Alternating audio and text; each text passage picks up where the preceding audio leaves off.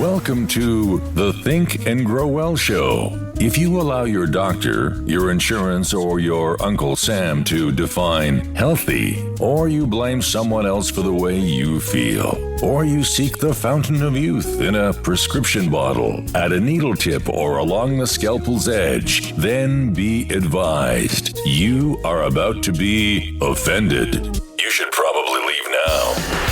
Anybody can just think and feel better? That's scary. I mean, thoughts aren't regulated by the feds, and no drug company has a patent on them. So thinking thoughts must not be very safe or effective. If you love feeling frisky and having fun, take responsibility for your own vitality, and want freedom to enjoy epic experiences with folks you love, welcome aboard and prepare to be blown away. The Think and Grow Well Show starts now. Here's your host, Dr. Lori Barr.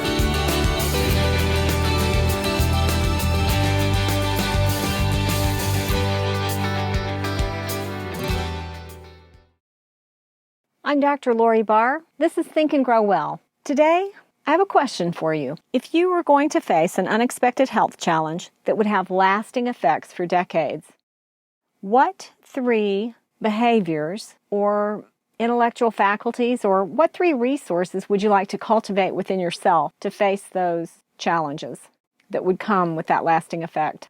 You know, when a child is born with a birth defect, it does have lasting effects. And some birth defects are difficult right from birth, and others don't have long-term effects until later when a child's old enough to walk, talk, and do some of the things where limitations become more obvious. If the baby has obvious deformities that are clear on the outside, it can be especially hard for the child and the parents because self-esteem is affected.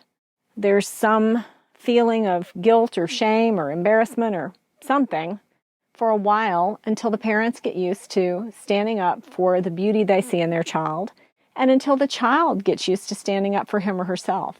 Of all the skills we could grow, 3 that are incredibly valuable in this situation are the skills of intuition, patience, and perseverance.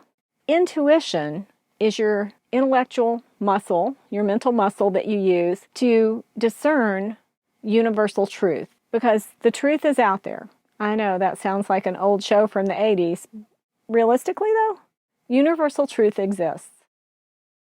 And you can become aligned with that answer if you ask the right questions. And that's a skill that can be learned. You can take classes on honing your intuition. And you can definitely be in a profession that dumbs down that skill if you're not cultivating it. So intuition grows when you learn to ask the right questions and recognize when you can trust the answers that you receive. So it's a matter of getting in tune with your body, asking the right questions, and trusting the answer you get, the very first answer you get. There are whole societies that live totally out of intuition rather than intellect, and they have a very different culture completely from ours. Very much worth your study. Number 2, patience.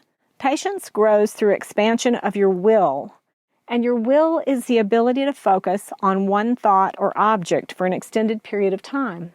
That's your patience. That's how you grow patience. Perseverance develops as one passionately insists on self-growth, regardless of the obstacles. So when you stand up for yourself and say, by golly, I'm growing no matter what is in my way.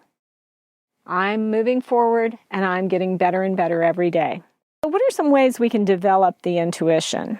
The first is to understand how this works. Our forefathers in this country said, we hold these truths to be self-evident. And inside of us, there's a part that resonates with absolute truth.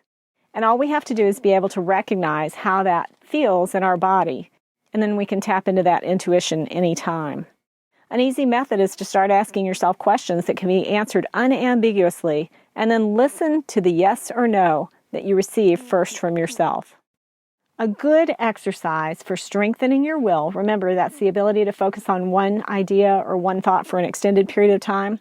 A good exercise for that is to set an alarm to alert you after 5 minutes. And for 5 minutes, just focus your mind on a candle flame, a flower, or a spot on the wall, to the exclusion of all other thoughts. Just be present with that one other thing. Repeat this exercise until 5 minutes becomes easy, and then gradually increase the amount of time until you master a full hour of no mind, just you and the one thing you're focused on. Then practice the same focus under increasingly complex conditions, such as a crowded mall or a noisy restaurant. That's the sign of true strengthening of the will, and that's how patience is developed under any circumstances. Here's to being more patient. Your next steps.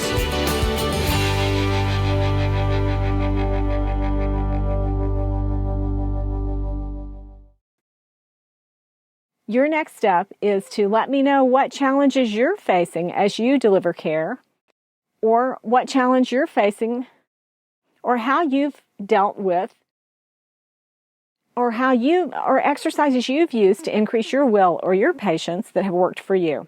Just go to drloribar.com and leave me a message, and maybe we'll have you on the show. This is Dr. Lori Barr. Continue to think and grow well. One idea is all it takes to change your world. See you next time. Psst, be aware.